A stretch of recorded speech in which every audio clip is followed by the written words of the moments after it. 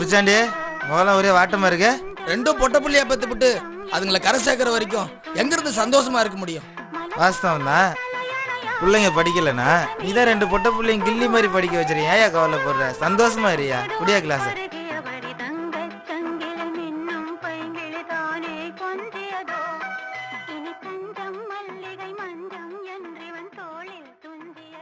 அதான் ரமேஷ், மூத்த பிள்ளைங்க காலேஜ் ஃபீஸ் கட்ட முடியாம 2 நாளா வீட்டுல இருக்கு. வேலை வேற முன்ன மாதிரி இல்ல. கடன் கேட்ட இடத்துல தள்ளி தள்ளி போயிட்டு இருக்கு. படிக்கிற புள்ளிய வீட்டுல உட்கார வச்சுங்கிறது ரொம்ப கஷ்டமா இருக்கு ரமேஷ். மாமா, என்னடா மாப்பிள? பணம் இருந்தா கொடு மாமா. உன் பொண்ணு உடம்பு சரியில்லை, ஆஸ்பத்திரி கூட்டிட்டு போகணும். ரொம்ப கஷ்டமா இருக்கு மாப்பிள. அவனே பொண்ணை காலேஜ் அனுப்புறதுக்கு பணம் இல்லைன்னு புலம்பிக்கிட்டு இருக்கான். அவன்கிட்ட போயிட்டு காசு இருக்கு வேலை. சரி, கவலைப்படாதீங்க மாமா. நான் வேற எங்க ஏற்பாடு பண்ணிக்கிறேன். சரி, நீங்க வேலை இருந்தா மட்டும் சொல்லி அனுப்பு. சரி மாப்பிள.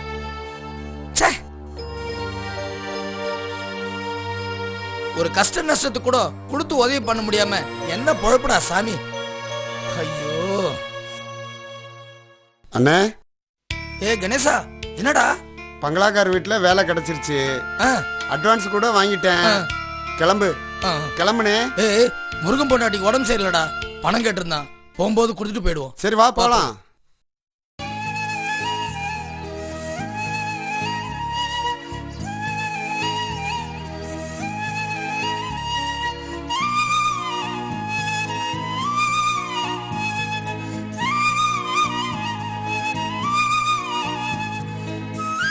என்னம்மா? நீ இப்படியே இருந்துரு. குழந்தைல வேணாமா? ஒன்னும் இல்ல, உன் அழகு குறைஞ்சிருமேனுதான். ஐயோ லூசு.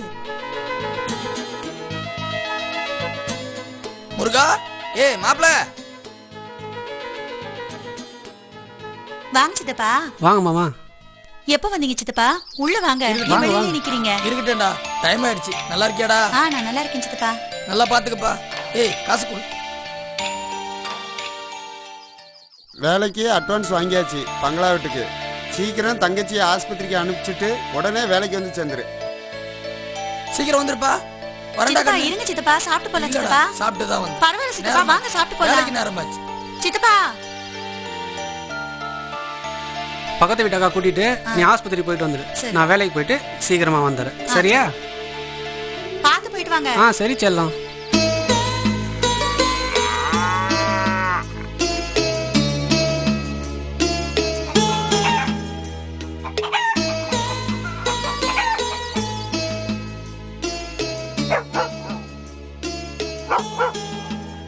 கணேசன் வந்து தேடிட்டு போறாரு.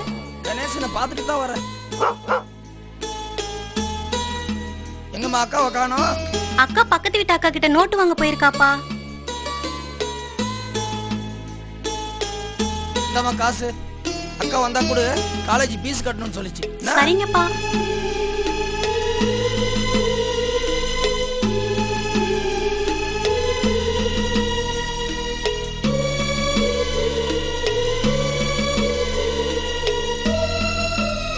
ஏங்க, இந்த வேலைக்கு போகாதீங்கன்னு எத்தனை வாட்டிங்க சொல்றது உங்களுக்கு? இந்த வேலையை விட்டா உலகத்துல வேற வேலையே இல்லையா உங்களுக்கு? அடி போடி. நானே படிக்காத தற்கொலை. என்ன கலெக்டர் உத்தியோகத்துக்கு போக முடியும்? காலகாலமா செய்யற வேலை தானே. இந்தாங்கப்பா பணம். பணத்துக்காக இந்த மாதிரி இழிவான வேலை செஞ்சுதான் அக்காவை படிக்க வைக்கணும்னு அவசியம் இல்லப்பா. இந்த செமிஸ்டர் இல்லைன்னா என்ன அடுத்த செமிஸ்டர்ல படிச்சு எழுதிக்க போறான். புடிங்க, இதை எடுத்துட்டு போய் கொடுத்துட்டு வந்துருங்க. காசு வச்சுக்கமா. முதல்ல அக்காவுக்கு காலேஜ் ஃபீஸ் கட்டுற வழியை பாருங்க. நீங்க எல்லாம் நல்லா படிச்சு பெரிய பெரிய வேலைக்கு வாங்க.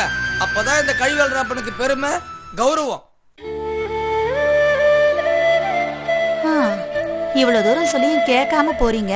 பார்த்து பத்திரமா போயிட்டு வாங்க.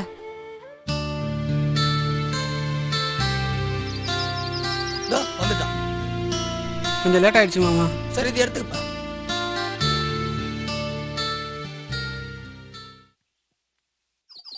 எங்க ஐயா இல்லையா? ஐயா உங்களுக்காக எவ்வளவு நேரம் வெயிட் பண்ணாரு தெரியுமா? வாங்க நான் காட்டுறேன்.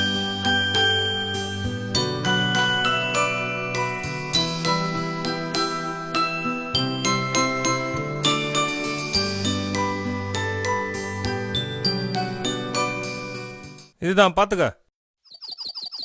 கணேசா ரொம்ப நாளா சுத்தம் பண்ணாதே கிடக்கு. சரி. பார்த்து பத்திரமா இறங்கி சுத்தம் பண்ணிட்டு சரி. மருந்தை தெளிச்சிட்டு போங்க. சரி. நான் போயிட்டு திரும்ப வந்து பார்ப்பேன். சரி. என்ன கணேசா ஆரம்பிச்சிருமா வேலையை? ஆரம்பிச்சிருவோம்ண்ணா.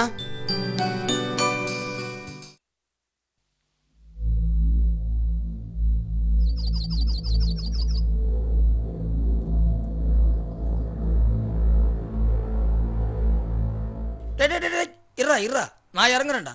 சின்ன பையன் அடுப்பு வர எத்தனை நாளா கிடக்க தெரியல. நான் இறங்குறேன். அண்ணே பார்த்து பத்திரமா இறங்குண்ணா. சரி நான் பாத்துக்கிறேன். அண்ணே மெதுவா இறங்குண்ணே.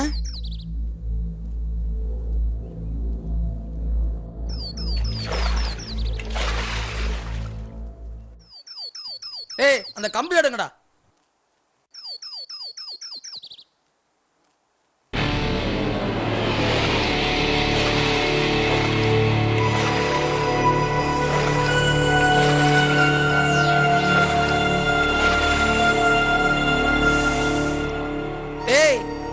அடுப்பு பலமா இருக்கும் பொழுது யாருன்னா ஒரு ஆள் கூட வாங்கடா. இருங்க நான் இறங்குறேன்.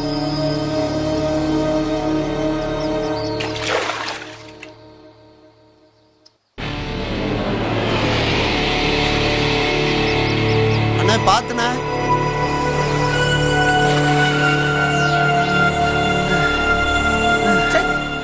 எத்தனை நாள் அடைச்சிருக்க தெரியலையே. முருகா பாத்து முருகா.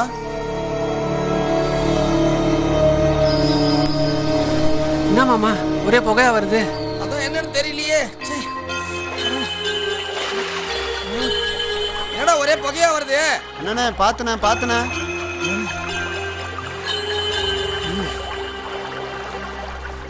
என்ன மாமா என்ன ஆச்சு?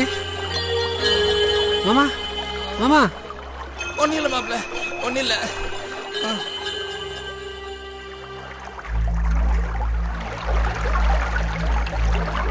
அண்ணே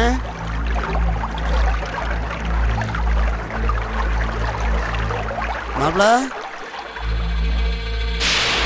ஐயோ விஷவாயு தாக்கிருச்சு. ஐயோ விஷவாயு தாக்கிருச்சு.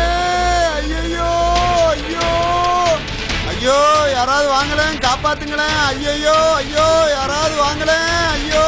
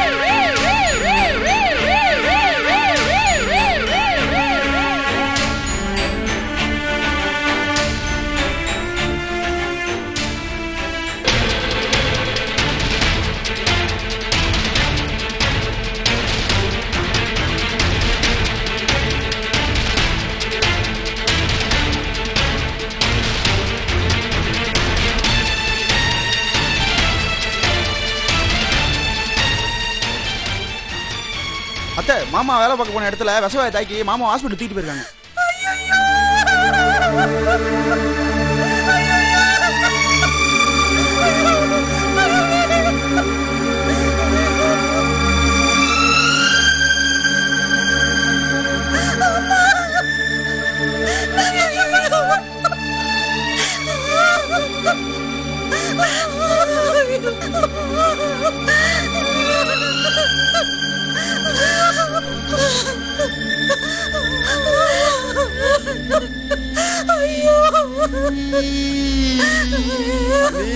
அண்ணன் நம்மளெல்லாம் அனாதையா விட்டுட்டு போயிட்டாரு. நான் அப்பவே சொன்னேனே, பாழா பொண்ணு கடி வெல்ற வேலை வேண்டான்னு. கேட்கலையே.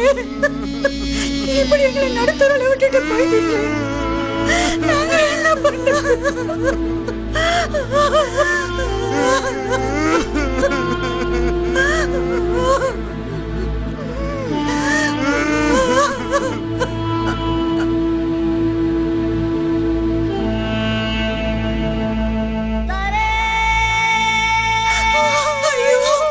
எங்க அப்பா அம்மா விட்டு உன்னையே நம்பி வந்தேனே, என்ன போயிட்டேன்.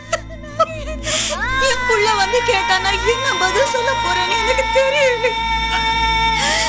என்னையும் சேர்த்து கூட்டிட்டு போயிருக்கலாமேடா.